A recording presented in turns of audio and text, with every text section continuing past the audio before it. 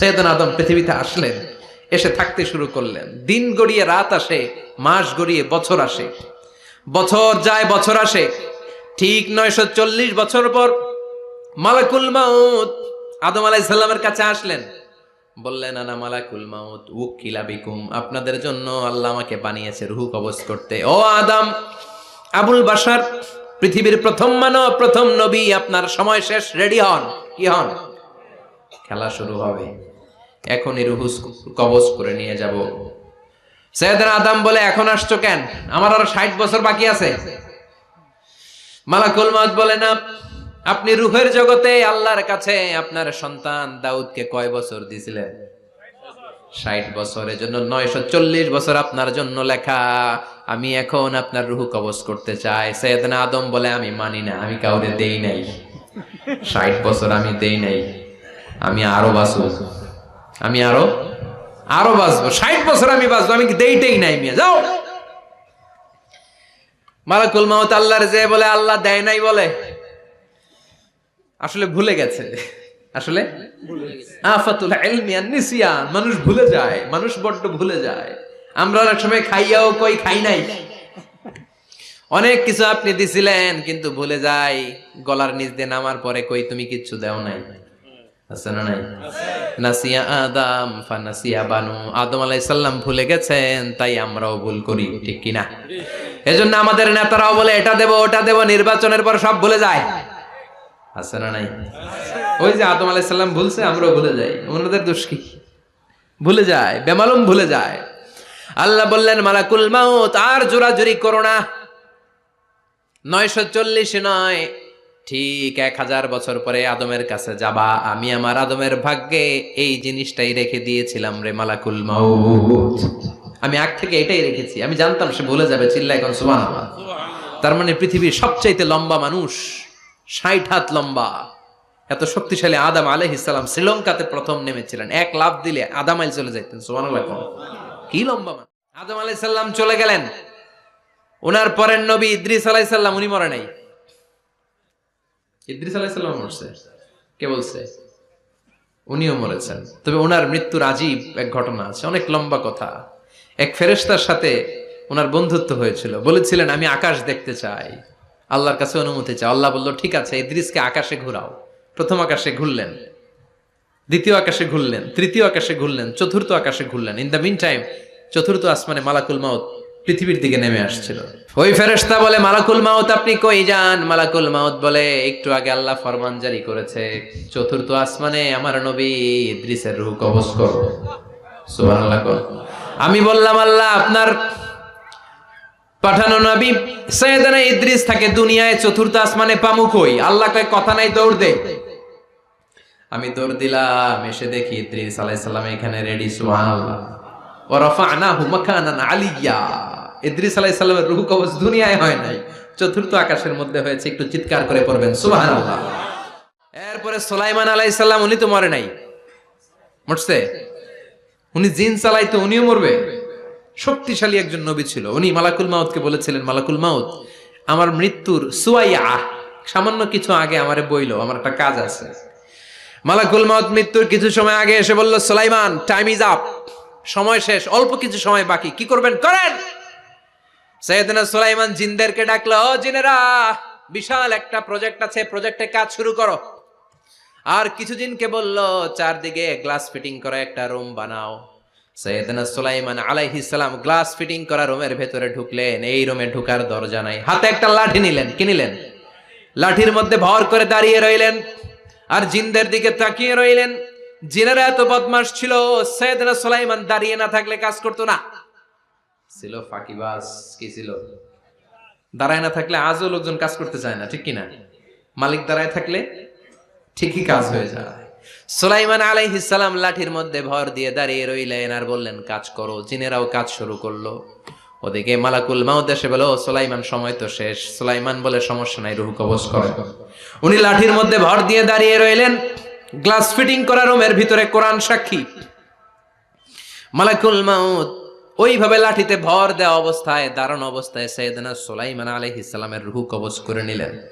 উনি এমন ভাবে দাঁড়িয়েছেন, রুহু চলে গেল, লাশ হয়ে দাঁড়িয়ে রইলেন, লাঠির মধ্যে দাঁড়িয়ে আছেন, জমিনের মধ্যে লুটিয়ে পড়ে নাই। সুবহানাল্লাহ। জিনগুলো দূর থেকে ভাবলো বস তো দাঁড়ায় আছে। কে দাঁড়ায় আছে?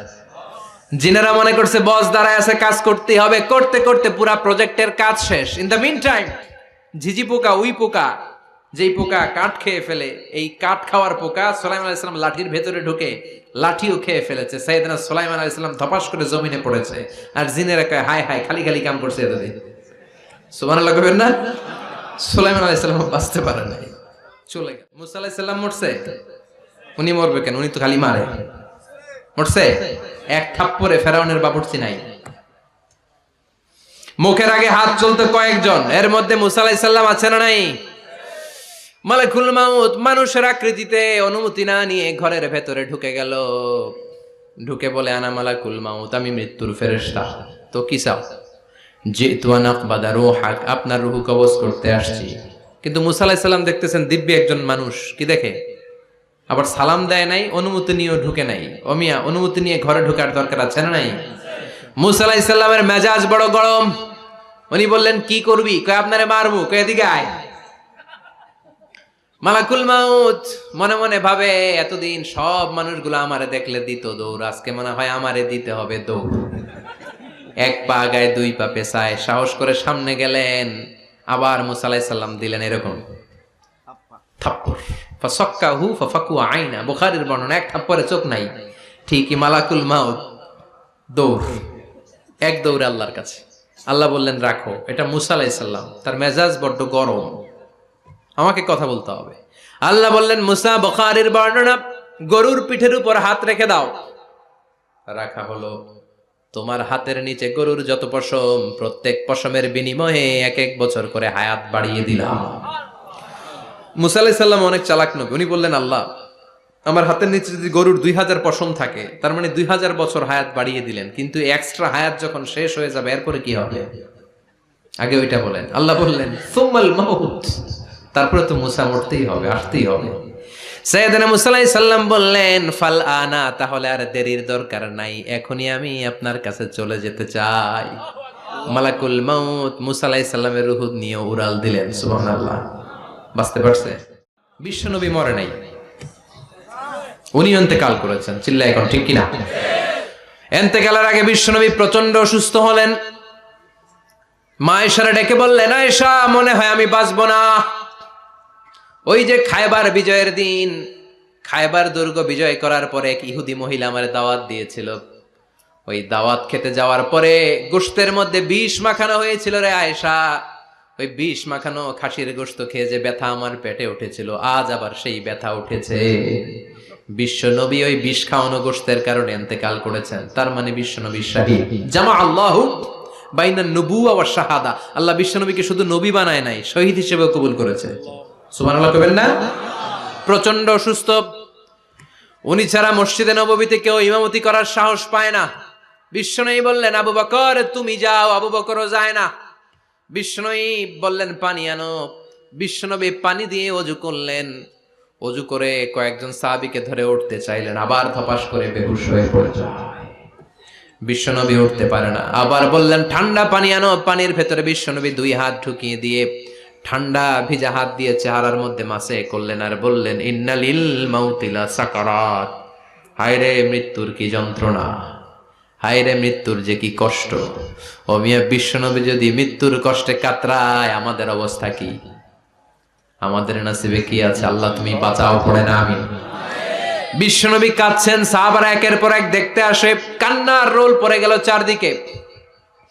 বিশ্বনবীর কলিজার টুকরা নয়নের পুটুলি সাইয়্যিদাতুনা ফাতিমা বিশ্বনবীর কান্না সহ্য করতে পারে না।